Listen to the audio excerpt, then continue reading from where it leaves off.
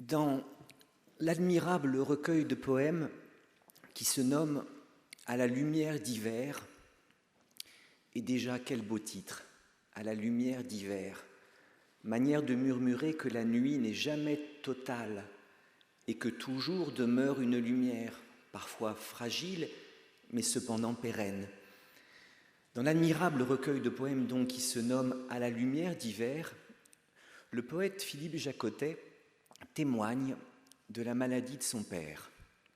Et parce que, comme le disait Emmanuel Levinas, la spéculation sera toujours en retard sur le témoignage, c'est de ce témoignage que j'ai voulu partir, choisissant pour épigramme à ma causerie matinale sur la fatigue quelques poèmes de Philippe Jaccottet. Une stupeur commençait dans ses yeux, que cela fût possible. Une tristesse aussi, vaste comme ce qui venait sur lui, qui brisait les barrières de sa vie, verte, pleine d'oiseaux, lui qui avait toujours aimé son clos, ses murs, son jardin.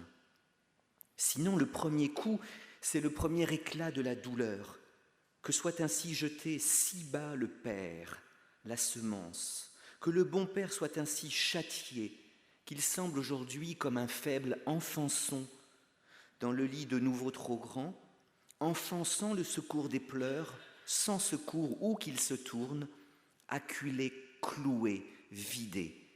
Il ne pèse presque plus, la terre qui nous portait tremble. Muet, le lien des mots commence à se défaire aussi. Il dit des mots, pour un peu de temps, nous le voyons encore, mais voilà qu'il n'entend presque plus. Ailerons-nous cet étranger s'il a oublié notre langue, s'il ne s'arrête plus pour écouter, il a affaire ailleurs, il n'a plus affaire à rien.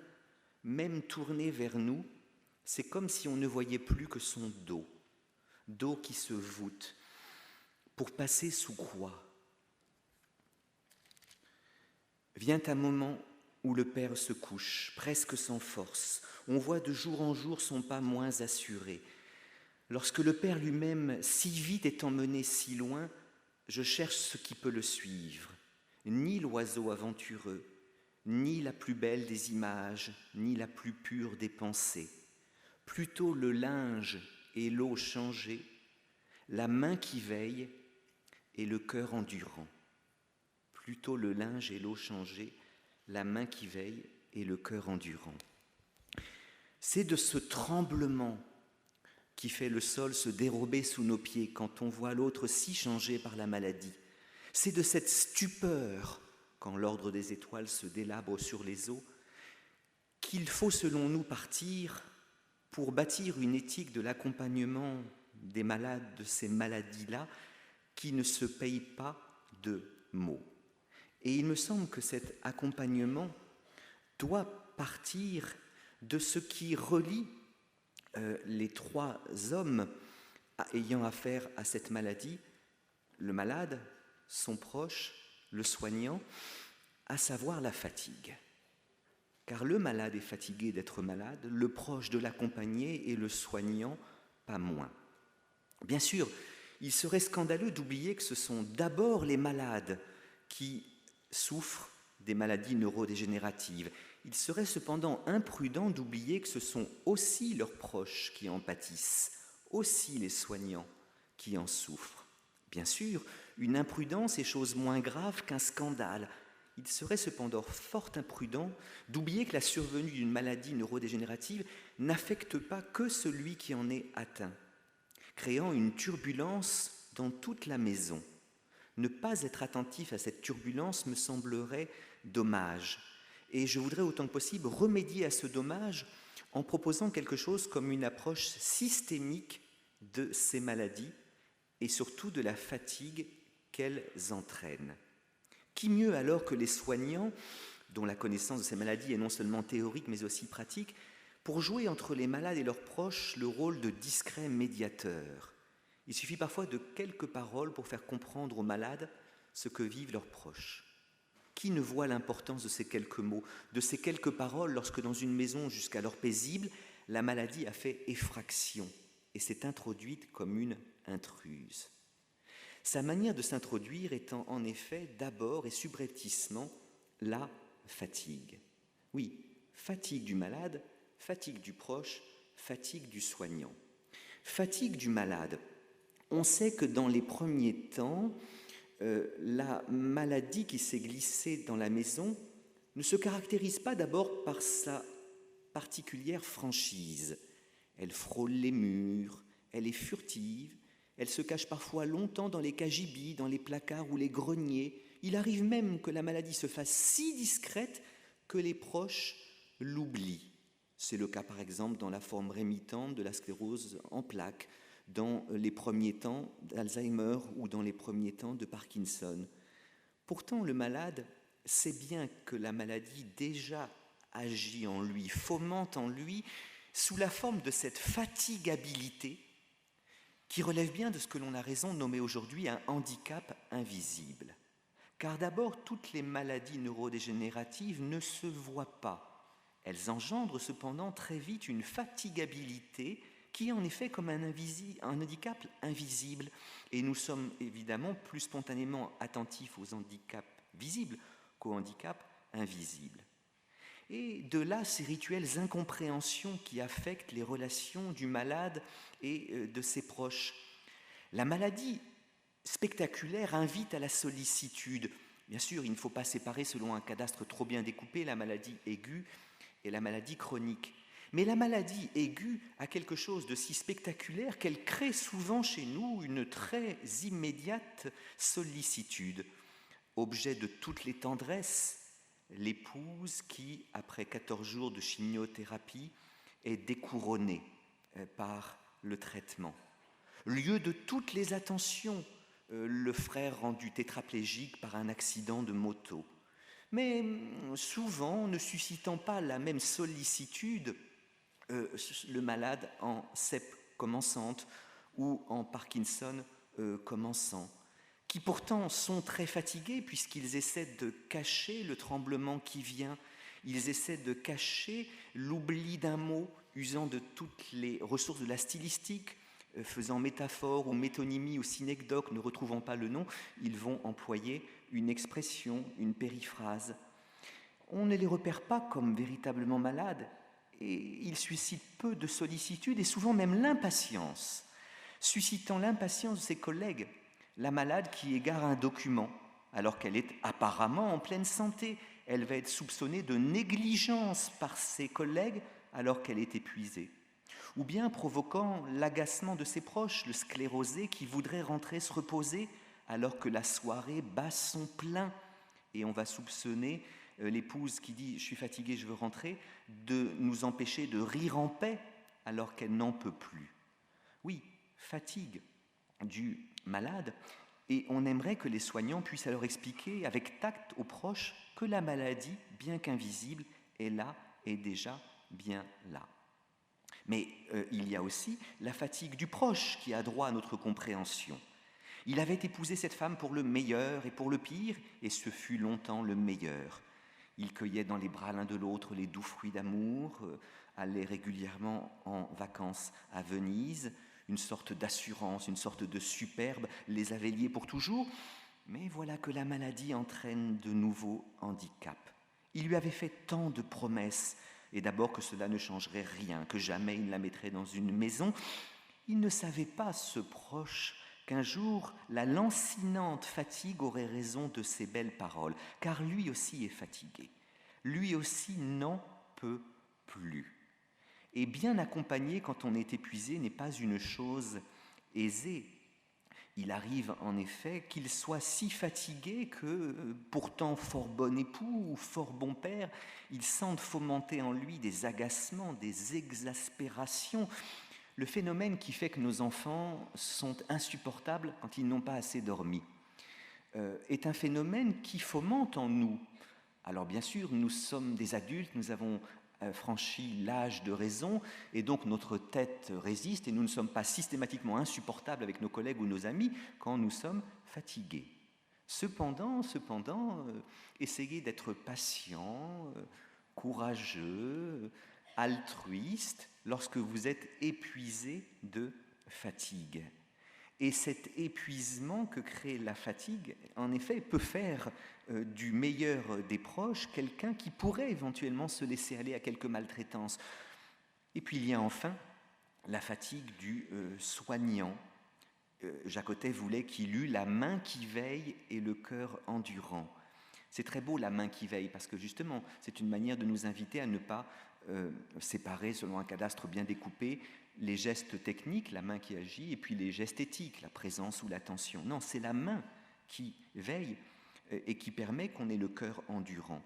Mais dans une époque où les soignants ne sont pas assez nombreux, où ils doivent parfois seuls faire toute une série de toilettes en chaîne, il arrive que la fatigue, en effet, s'introduise en eux. Et je crois que le rapport au malade n'est pas le même, selon que le soignant est en forme ou qu'il est fatigué. Je peux imaginer qu'un jour, vous vous réveillez, vous soignant, de fort bonne humeur. Vous avez bien dormi. Un petit coup d'œil par la fenêtre vous montre que le temps est exactement ce que vous aviez envie qu'il fût. Vous vous regardez dans le miroir et le miroir vous renvoie une image de vous qui vous plaît plutôt. Qu'on se sent fort quand on se trouve belle, quand on se trouve beau. Le petit déjeuner se passe magnifiquement, il y a un côté ami ricoré, harmonie familiale, tout le monde est très heureux. Et vous sortez dans les rues de Montpellier pour vous rendre à votre travail, il fait beau, un inconnu vous offre des fleurs. Vous arrivez à l'EHPAD où l'on vous félicite sur votre mise, on vous félicite sur le dernier rapport que vous avez rendu à votre cadre. On vous dit que les RTT que vous aviez posés vous sont accordés. Et résultat, le week-end gastronomico-touristico-érotique avec le nouvel interne, très bel homme là, qui est arrivé dans l'EHPAD, eh bien, vous l'avez. Et vous entrez dans une chambre où se trouve un malade qui ne souffre pas, ou plus, ou pas trop, et qui est de plus plein de gratitude à votre endroit, plein de reconnaissance à votre égard. Oh, j'aime bien quand c'est vous qui venez, vous me comprenez tellement, puis vous ressemblez un petit peu à ma petite fille. Quand la rencontre du soignant et du soigné, c'est la rencontre d'une forme et d'une gratitude. Alors là, le non-abandon, comme dit Emmanuel, alors là, la vigilance éthique, comme disent d'autres, est une espèce de spontanéité, une espèce d'évidence. Mais il n'est pas impossible que le lendemain, les choses soient fort différentes. Et que le soignant ait mal dormi, qu'il se réveille déjà fatigué, qu'un coup d'œil par la fenêtre lui montre que le temps n'est pas du tout ce qu'il aurait aimé qu'il fût, mais tout ce qu'il aurait aimé qu'il ne fût point. Il se regarde dans le miroir et ne s'y plaît pas. Vous savez, c'est Cocteau qui disait « les miroirs feraient bien de réfléchir avant de nous renvoyer notre image ». Mais vous savez que les miroirs ne réfléchissent pas avant de réfléchir. Et parfois, ils ne réfléchissent pas au mal qu'ils font et se trouver laid dans le miroir. Là encore, c'est quelque chose d'épuisant, de fatigant. Le petit déjeuner se passe très mal. C'est pas l'ami ricoré, mais c'est toute une série de tensions, de poubelles qui n'ont pas été sorties à l'heure, d'agacements. Vous sortez dans les rues de Montpellier pour vous rendre à l'EHPAD. Aucun inconnu ne vous offre des fleurs. Ce que vous regardant, je trouve scandaleux, mais enfin, c'est ainsi. Le démon mesquin de la quotidienneté fait, comme dit Jean Giono, que vous vous rendez compte au bout de quelques pas que l'une de vos chaussures fuit. Et ce floc, cette humidité est quelque chose d'insupportable. Vous arrivez à l'EHPAD, on ne vous félicite pas pour votre mise, on ne vous félicite pas pour votre travail, mais au contraire, on vous reproche de n'avoir toujours pas fini le rapport que vous deviez faire sur tel malade. On vous refuse les RTT, le week-end gastronomico, touristico, érotique avec le jeune interne passe à l'eau. Vous êtes épuisé, fatigué, de mauvaise humeur, et vous entrez dans une chambre où vous ne vous attend pas le malade gratifiant d'hier, mais un malade épuisé, ingrat, voire agressif. Je trouve très profond ce passage de Kirikou, où Kirikou a enfin réponse à la question qu'il pose, à qui veut bien l'entendre. Pourquoi Caraba la sorcière est-elle méchante ? Pourquoi Caraba la sorcière est-elle méchante ? Aucune réponse jusqu'à ce que son grand-père ait enfin la réponse. Grand-père, pourquoi Caraba la sorcière est-elle méchante ? Réponse du grand-père, parce qu'elle souffre, Kirikou. Et vous savez qu'elle a une épine qui est plantée dans son cou, qui la rend en effet mauvaise et méchante. Alors certes, la malchance ne légitime pas la méchanceté, mais parfois la seule manière que le malade a de manifester sa souffrance est quelque chose comme une agressivité. Et bien quand la rencontre du soignant et du soigné n'est pas rencontre d'une forme et d'une gratitude, mais la rencontre d'une fatigue et d'une souffrance ingrate, alors là, le respect de la dignité de la personne humaine, le non-abandon, la vigilance éthique deviennent choses beaucoup plus difficiles. On n'en finira pas avec la maltraitance des malades une fois qu'on aura chassé de nos maisons ou de nos établissements ce qu'on pourrait appeler les maltraitants professionnels, c'est-à-dire les pervers, ceux qui aiment maltraiter et qui n'éprouvent aucun remords à avoir maltraité, mais même une secrète jouissance. Imaginons qu'on puisse les chasser de nos établissements, la maltraitance continuera, sous la forme peut-être d'une maltraitance institutionnelle d'une part, mais aussi parce que même le meilleur des proches, même le meilleur des soignants, en temps de grande mauvaise fatigue, eh bien, peut se laisser aller à des gestes de maltraitance qu'il regrettera plus tard, mais qui cependant auront quand même eu lieu. Avoir la main qui veille et le cœur endurant, ce n'est pas toujours chose très facile quand on est fatigué, et il y a une fatigue des soignants, et il y a une fatigue des proches qu'on ne doit pas oublier, quand bien même c'est de la fatigue des malades que nous devrions d'abord nous préoccuper. Cependant, il me semble que pour approfondir cette analyse de la fatigue, il est bon peut-être de distinguer entre ce qu'on pourrait appeler une bonne fatigue d'une part et une mauvaise fatigue d'autre part. Alors certes, entre cette bonne et cette mauvaise fatigue, tout un éventail de fatigues entre lesquelles auxquelles je vous demande d'être attentif. Cependant, il me semble qu'aux deux extrêmes, on peut imaginer d'une part une bonne fatigue, d'autre part une mauvaise fatigue. J'espère que ce que je vais dire de la différence entre la bonne et la mauvaise fatigue sera plus intéressant que ce que disent, d'après les inconnus, les chasseurs du Bouchonnois de la différence entre le bon chasseur et le mauvais chasseur. Je ne sais pas si vous vous souvenez de ce grand moment de l'histoire de l'humanité, où les inconnus, des comiques des années 80 à 90, enfin, mettent en scène des chasseurs, les chasseurs du Bouchonnois, qui à un certain moment doivent essayer de dire la différence entre le bon chasseur et le mauvais chasseur. Et ils n'y parviennent jamais. Qu'est-ce que c'est qu'un mauvais chasseur? Un mauvais chasseur, c'est un type qui a un fusil, il voit un truc, il tire, mauvais chasseur. Et qu'est-ce que c'est qu'un bon chasseur? Un bon chasseur, un type qui a un fusil, il voit un truc. Bon bah oui d'accord, il tire, mais enfin c'est le bon chasseur, quoi, c'est pas pareil, quoi. Il y a le viandard et le non-viandard. Bref, il n'arrive jamais à dire la différence entre le bon et le mauvais chasseur. J'espère arriver quand même à dire 2-3 choses sur la différence entre la bonne et la mauvaise fatigue. Et la bonne fatigue, je dirais que c'est la fatigue du sportif victorieux, de l'amant victorieux, de celui qui a le sens du travail bien fait ou du devoir accompli. La mauvaise fatigue, c'est la fatigue du sportif vaincu, de l'amant qui n'est pas victorieux, de celui qui a le sens du devoir non fait ou du travail inachevé. Voilà 8 personnages fatigués, mais qui le sont fort différemment, car dans le cas de la bonne fatigue, on a affaire justement à une fatigue joyeuse, à une fatigue fraîche, à une fatigue qui n'entraîne pas la lassitude de l'âme. Et il est vrai que le sportif vainqueur est fatigué. S'il a couru 80 minutes après un ballon ovale ou 90 minutes après un ballon rond, il est fatigué, les muscles sont endoloris. Mais le fait d'avoir gagné immédiatement lui permet de retrouver une force qui le fait sauter dans les airs et il n'aura besoin même que de quelques heures de repos pour repartir au combat, car la joie de la victoire fomente la restauration des forces perdues dans le jeu. Même chose pour l'amant victorieux, celui qui vous a aimé toute la nuit, votre légionnaire. Bon. Eh bien, lorsque l'infirmière ou l'infirmier ou le médecin ou l'aide-soignant arrivent à l'EHPAD après une nuit d'amour, où ils ont peu dormi, Gainsbourg au sujet de Brigitte Bardot, Gainsbourg a une liaison secrète avec Bardot, à l'époque il enregistre un disque, mais il arrive toujours en retard au studio. Il se fait évidemment gronder par le producteur qui dit « c'est pas possible, c'est moi qui paye les musiciens, demain arrive à l'heure ». Gainsbourg promet, affirmatif. Et le lendemain, il arrive encore plus en retard. Et justification de Gainsbourg, dès que je remets ma chemise, cette fille me l'enlève. Bon. Eh bien, il est vrai qu'après une nuit d'amour, on est fort fatigué, mais on est tellement heureux d'avoir fait si bien jouir et si joui, d'avoir si bien cueilli dans les bras de l'autre les doux fruits d'amour, que la joie de l'amour permet en effet d'aller plein de fraîcheur à l'EHPAD.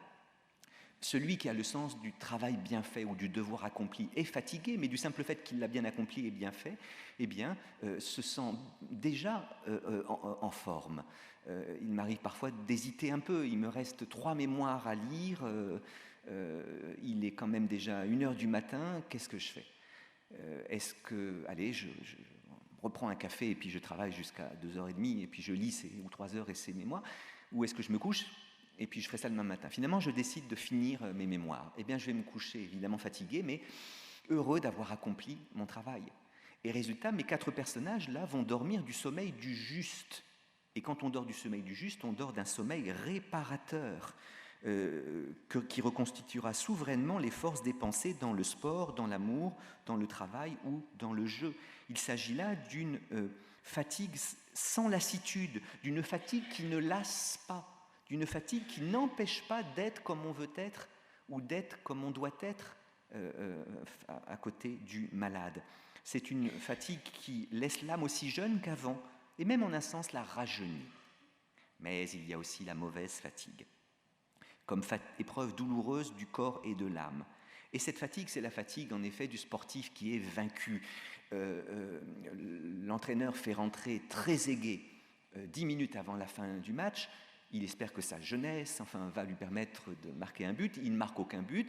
Épreuve des pénaltys, et Trezeguet rate le pénalty, ce qui fait que l'Allemagne a la Coupe du Monde, et l'Italie a la Coupe du Monde et non pas la France. Eh bien, il a dû en effet connaître cette mauvaise fatigue dont je parle ici. L'amant qui n'est pas victorieux, je n'insisterai point tout sur ce fait, mais il y a en effet une tristesse, une lassitude à n'avoir su aimer ou n'avoir su bien l'être. Celui qui a l'impression que son travail est inachevé, qu'il n'a pas fait son travail. Tous ces personnages-là, en effet, sont fatigués, mais d'une mauvaise fatigue à laquelle le repos même n'est pas un remède.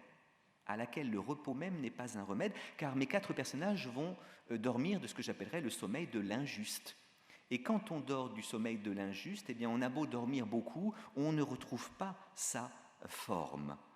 Cette mauvaise fatigue, c'est la fatigue du déprimé qui se couche fort tôt et se lève très tard, mais qui se réveille tout aussi fatigué qu'il ne s'est couché. Et cette fatigue, en effet, elle ne touche pas que le corps, mais l'âme aussi. Elle dément tout dualisme, si par dualisme on entend l'affirmation de la séparabilité du corps et de l'âme, c'est-à-dire que le corps serait fatigué et l'âme ne le serait pas, ce n'est pas vrai. Cette mauvaise fatigue, elle nous entraîne tout entier. Elle n'est pas que chose du corps, mais aussi chose de l'âme. Elle dit douloureusement l'inséparabilité de l'âme et du corps. Elle est une épreuve, une affection ontologique et éthique en même temps. C'est la fatigue comme perte du désir, décrochage d'avec soi, difficulté à porter son existence. C'est la fatigue comme sentiment de ne plus s'appartenir, la fatigue qui fait porter sa propre vie comme un fardeau. C'est la fatigue d'être soi, même la fatigue d'être. Le moment où l'on ne vit plus l'existence comme un cadeau, mais comme un fardeau. C'est la fatigue où on n'en peut plus. Et on la dira justement épuisement. Dans épuisement, il y a épuisement. L'impression que la pompe continue de chercher l'eau au fond du puits et n'y trouve plus que de l'air. Lorsque la répétition de l'amorce s'avère inutile et que les forces de création sont épuisées. Je rappelle d'ailleurs que le terme qu'utilise l'allemand pour dire la création, c'est Schöpfung, die Schöpfung, terme qui vient du verbe schöpfen qui veut dire puiser. Eh bien, il arrive parfois que les forces créatrices qui nous permettraient de continuer d'être comme on veut être, continuer d'être comme on doit être alors qu'on est malade, proche, fatigué ou soignant fatigué, eh bien, que ces forces créatrices-là, on ne les trouve plus. Comment ne pas souffrir de cette altération à laquelle nulle désaltération ne semble vouloir remédier ?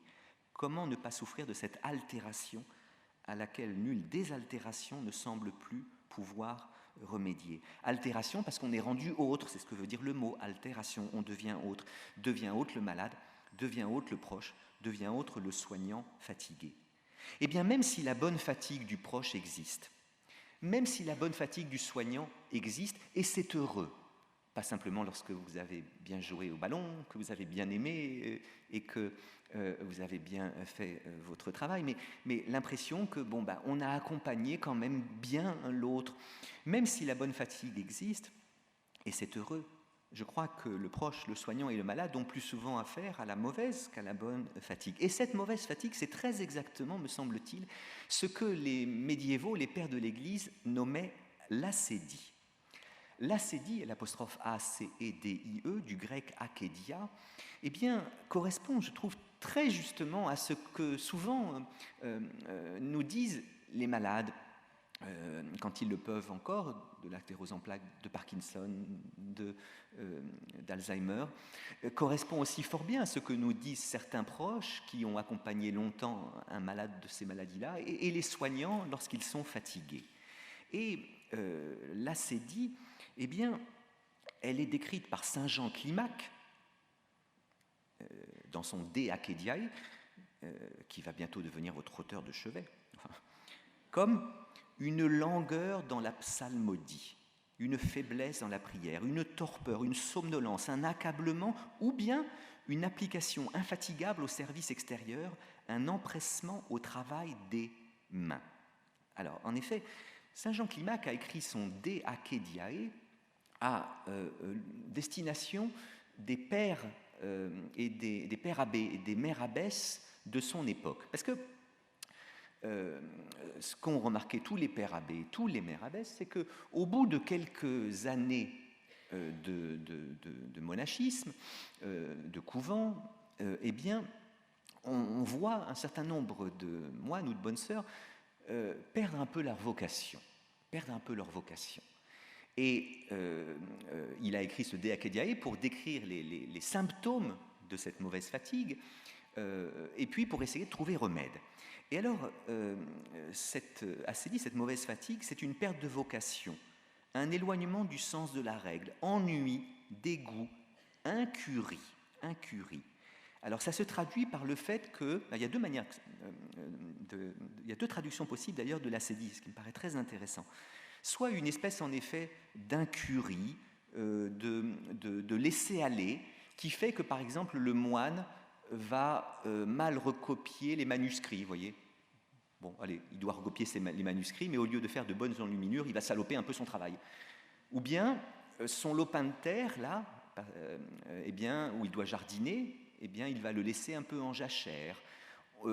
Saint Jean Climac appelle ça la génuflexion oblique, j'adore ça, la génuflexion oblique du moine qui souffre d'acédie. Normalement, on doit, devant l'autel, vraiment faire une génuflexion très... Bon. Et puis lui qui est un peu fatigué, il fait juste un petit coup de ça. Bon, ça, c'est la première manière de manifester qu'on est là, qu'on souffre de mauvaise fatigue. La deuxième manière, qui est très intéressante, c'est une espèce de mécanisation des gestes.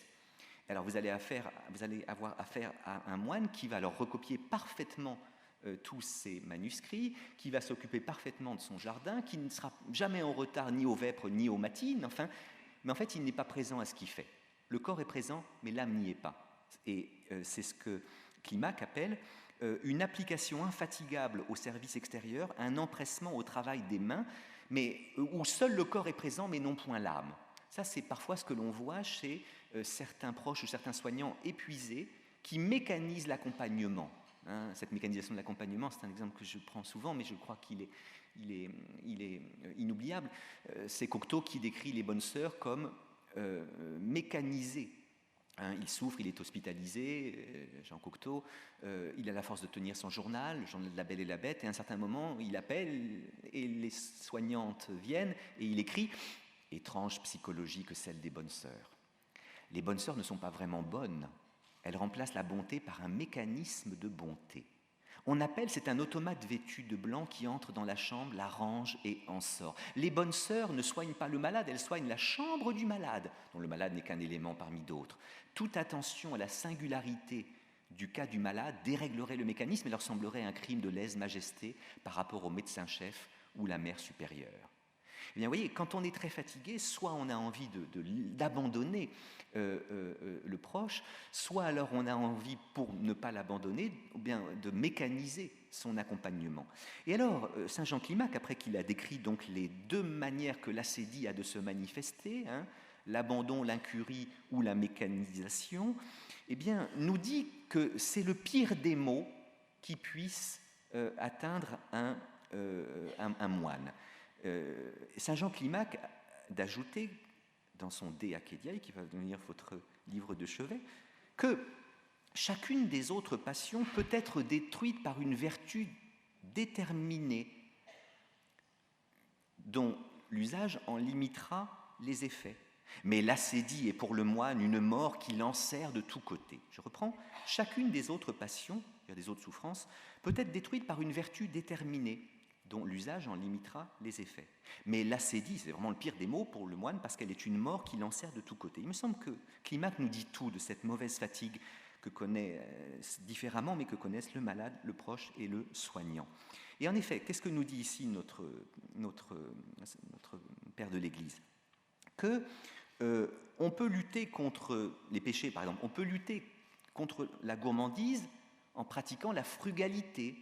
Voyez, on peut lutter contre la colère en pratiquant la douceur. On peut lutter contre l'orgueil en pratiquant l'humilité. On peut lutter contre la luxure, mes bien chers frères, mes bien chères sœurs, attention, par la pratique de la chasteté. Et donc Climac décrit que chacune des autres passions peut être détruite par une vertu déterminée dont la pratique permet d'en limiter les effets. Limiter les effets parce qu'on ne peut pas se sauver tout seul des péchés. Il faut l'aide de Dieu et du Saint-Esprit. Cependant, aide-toi, le ciel t'aidera. Eh bien, tu peux essayer de lutter contre ta gourmandise par ta frugalité, contre ta colère par ta douceur, contre ton orgueil par ton humilité et contre ta luxure par la chasteté. Mais qu'est-ce qu'on peut opposer à la mauvaise fatigue? Qu'est-ce qu'on peut opposer à l'assédie? Rien, nous dit Climac. Car l'assédie est pour le moine une mort qui l'enserre de tous côtés. Le problème, c'est que tous les efforts qu'on fait pour lutter contre la fatigue sont fatigants. Et le malade lutte contre sa fatigue pour essayer qu'elle ne se voie pas, et donc il essaie de cacher qu'il ne trouve plus un mot, qu'il a laissé brûler la casserole, que ses mains tremblent ou que sa démarche est déjà un petit peu erratique, mais la lutte justement contre la fatigue est fatigante. Le remède aggrave le mal. Et surtout, il est très difficile de lutter contre cette fatigue, c'est parce que, comme le dit Climac, elle est une mort qui enserre le moine de tous côtés. Alors, laissons ces considérations théologiques, sinon vous avez l'impression que ce n'est pas un philosophe qui vous parle, mais un prêtre, et pas du tout. Mais je crois en effet que le gros problème, c'est qu'on ne peut pas lutter contre la fatigue, parce que la fatigue est ce qui ne se présente jamais face à soi. On peut l'emporter contre un ennemi puissant quand il se présente face à soi. C'est ainsi que le fragile David l'a emporté contre le puissant Goliath. On peut éventuellement se battre contre son cancer, par exemple. Quand on sait bien ce qu'on a, quand c'est très clair, eh bien, on peut objectiver son cancer, le mettre devant et dire, tel François Mitterrand sortant de l'hôpital Cochin un jour de 1992, après qu'il eut révélé à la France qu'il souffrait de ce cancer, en fait il souffrait déjà depuis 12 ans, on peut dire, c'est un combat honorable à mener contre soi-même. On peut se battre contre le cancer au début, quand il ne nous fatigue pas trop et quand les traitements ne nous fatiguent pas trop. Mais on ne peut pas se battre contre ces maladies neurodégénératives parce que précisément elles ne viennent pas face à soi. Et il s'agit, si vous voulez, de penser à Gulliver. Il est extrêmement puissant, mais il est mis cul par-dessus tête, réduit à rien par les Lilliputiens, parce que les Lilliputiens arrivent de partout. Eh bien oui, la fatigue, elle ne vient pas de face. La fatigue, elle vient d'en haut. C'est-à-dire qu'on sent son poids sur les épaules. Elle vient de derrière, c'est-à-dire qu'elle nous prend en traître. Être pris par derrière, c'est être pris en traître. Et enfin, la fatigue, elle vient d'en dessous. Et on dit que le sol se dérobe sous nos pieds. Dans les moments de grande fatigue, on a des problèmes d'équilibre qui ressemblent un peu à ceux qu'on a quand on est ivre. Bon. Et c'est justement ce caractère insaisissable de la fatigue qui fait qu'on ne sait pas comment lutter contre elle. La fatigue, moi je dirais qu'elle est à l'homme moral ce que le virus HIV au VIH est à l'homme physique. Je parle sous le contrôle des plus savants que moi en matière de médecine, ils sont nombreux dans l'Assemblée, mais le virus qui donne lieu au sida, le virus VIH ou HIV, en fait c'est un rétrovirus. Vous savez. Et comme tout rétrovirus, qu'est-ce qu'il fait? Il entre dans l'organisme et en fait il s'attaque aux défenses immunitaires, dont il diminue le nombre de manière tellement drastique qu'ensuite c'est comme si la porte de l'organisme était ouverte pour qu'entrent dans l'organisme d'autres virus qui donnent lieu à ce qu'on appelle des maladies opportunistes. C'est ça. Bon. Eh bien, je dirais que la fatigue est à l'homme moral ce que le rétrovirus VIH est à l'homme physique. C'est-à-dire que quand la fatigue entre en vous, elle s'attaque à vos défenses immunitaires morales, dont elle diminue le nombre de manière tellement drastique qu'ensuite c'est comme si la porte de votre cœur était ouverte pour qu'entre en vous, l'impatience, l'injustice, l'égoïsme, etc. Essayez de pratiquer les vertus d'Aristote quand vous êtes épuisé de fatigue. La patience, le courage, la tempérance, la justice, l'altruisme. Non, je le répète, les enfants ont du mal à être patients quand ils sont fatigués, mais nous aussi. Et donc, un homme fatigué, c'est un homme spontanément égoïste, parce qu'il doit déjà se porter lui-même. Alors, s'il faut en plus porter l'autre, non, c'est pas possible. C'est un homme spontanément impatient, lâche éventuellement. La fatigue, ça vous transforme en quelques années un prince charmant en mari. Vous avez rencontré un prince charmant, et il est vrai qu'il était prince et charmant. Il se dépêchait pour ouvrir la porte pour que vous entriez dans la voiture. Il avait des attentions délicieuses. Il n'oubliait aucune fête, aucun anniversaire. La Saint-Valentin était un festival de générosité et d'innovation. Il faisait même des cadeaux, même quand il n'était pas nécessaire qu'il y en eût. Bon. Et il ne vous étreignait qu'après s'être soigneusement lavé, voire délicatement parfumé. Bref, c'était un prince et il était charmant. Mais au bout de quelques années de fatigue, comme le dit Nougaro, le vilain mari a tué le prince charmant. Et ce ne sont pas deux personnes différentes. Hein. Devient mari, le prince charmant qu'on épouse et qui est fatigué. Et un mari, ça n'ouvre plus la porte de la voiture, ça oublie les fêtes et les anniversaires. Alors, il n'oublie pas la Saint-Valentin parce qu'il y a tellement de publicité pour la lui rappeler qu'avant de rentrer, il passe chez Sephora, mais je peux comprendre que le cadeau qu'il vous fait ne soit pas accueilli avec une immense joie, parce que vous sentez plus dans ce cadeau-là le désir d'avoir la paix plutôt qu'une libido intacte. Bon. Et puis il veut vous étreindre sans s'être forcément bien lavé ou bien parfumé. Et alors cette mauvaise fatigue-là, bah oui, que faire face à elle? Et c'est ma conclusion. Saint Jean Climac nous dit que on est totalement démuni par cette fatigue-là. On ne sait pas quoi lui opposer, mais que justement l'erreur est peut-être de vouloir lui opposer quelque chose. Et dans ma conclusion, dans ma dernière partie, je dirais au fond que face à la mauvaise fatigue, apprenons à être roseau plutôt que chêne. Et comprenons que c'est en avouant notre fatigue que peut-être on pourra faire en sorte que ce triangle où se trouve la fatigue du malade, la fatigue du proche et la fatigue du soignant ne soit pas un triangle des Bermudes où tout se perdrait et où se fomenterait la violence et l'incompréhension, mais peut-être quelque chose comme une présence éthique. Le chêne dit un jour au roseau: « Vous avez bien sujet d'accuser la nature. Un roitelet pour vous est un puissant fardeau. Le moindre vent qui d'aventure fait rider la surface de l'eau vous oblige à baisser la tête. Cependant que mon front, dit le chêne, au Caucase pareil, non content d'arrêter les rayons du soleil, brave l'effort de la tempête. Tout vous est aquilon, tout me semble zéphyr. L'aquilon, c'est un vent puissant, le zéphyr, c'est un tout petit vent. Hein. Tout vous est aquilon, tout me semble zéphyr. Encore si vous naissiez à l'abri du feuillage dont je couvre le voisinage, vous n'auriez pas tant à souffrir, je vous défendrais de l'orage. Vous naissez le plus souvent sur les humides bords, sur les humides bords des royaumes des vents. La nature envers vous me semble bien injuste. Votre compassion, lui répond l'arbuste, part d'un bon naturel, mais quittez ce souci, les vents me sont moins qu'à vous redoutables. Je plie, mais ne romps pas. Vous avez jusqu'ici, contre leurs coups épouvantables, résisté sans courber le dos, mais attendons la fin. Comme il disait ces mots, du beau de l'horizon accourt le plus terrible des vents que le nord eût porté, jusque-là dans ses flancs. L'arbre tient bon, le roseau plie. Le vent redouble ses efforts et fait si bien qu'il déracine celui qui avait la tête au ciel et les pieds au royaume des morts. Eh bien, pourquoi essayer de lutter contre cette fatigue frontalement? C'est ça la grande erreur. Soyons roseaux plutôt que chênes, et être roseau plutôt que chêne, c'est admettre en effet que la fatigue nous transforme, nous altère. Et vraiment, Emmanuel, je termine en disant que, à mon avis, face à cette fatigue, essayons d'être des hommes, renonçons à être des saints, renonçons à être des héros. Car quelques différences qu'il y a entre le saint et le héros, voilà les deux figures d'hommes qui, même quand on sont épuisés de fatigue, continuent d'être comme ils veulent être, continuent d'être comme ils doivent être. Ça se dit parfait des soignants que ce sont les saints de la laïcité. L'infirmière, le plus beau métier, c'est une sainte laïque. Ça se dit parfois, ce que cet homme a fait pour sa femme atteinte d'Alzheimer, c'est héroïque, c'est saint. Mais nous n'avons pas vocation à être des saints et des héros qui vont lutter frontalement contre la mauvaise fatigue. Elle l'emportera toujours contre nous à terme.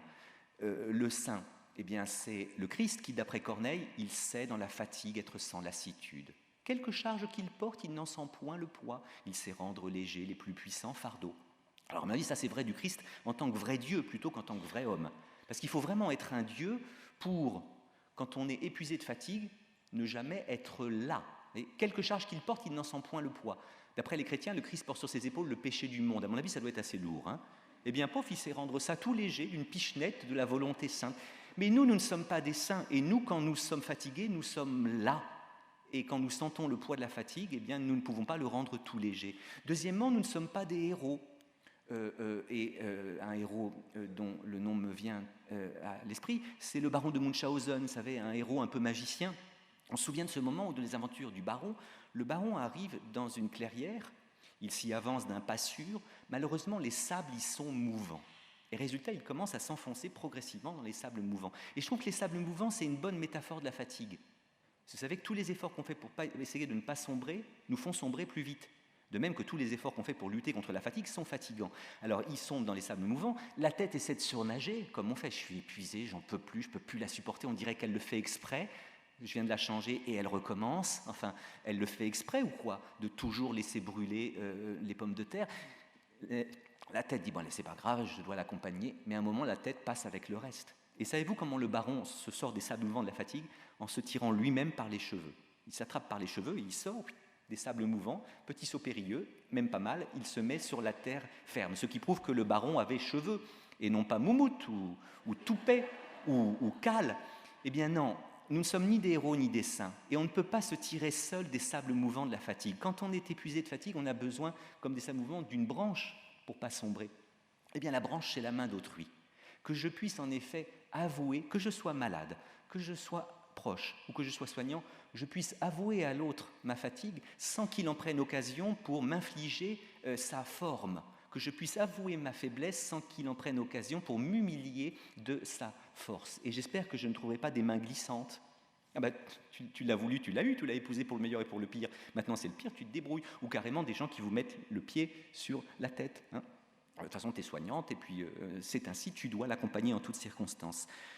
Voilà, à mon avis, non pas ce qui est remède souverain à l'achédia, à la mauvaise fatigue, mais ce qui peut-être peut nous aider à faire en sorte que ces trois fatigues, celle du malade, celle du soignant, celle du proche, ne créent pas un triangle des Bermudes où toutes les valeurs morales eh bien, s'abîmeraient progressivement, mais qu'il y ait quelque chose comme une circulation de la compréhension, que les uns puissent expliquer aux autres ce que les autres souffrent, et puissent précisément cette vigilance et cette présence aider à retisser les liens là où la fatigue a déchiré les mailles. Merci de votre attention.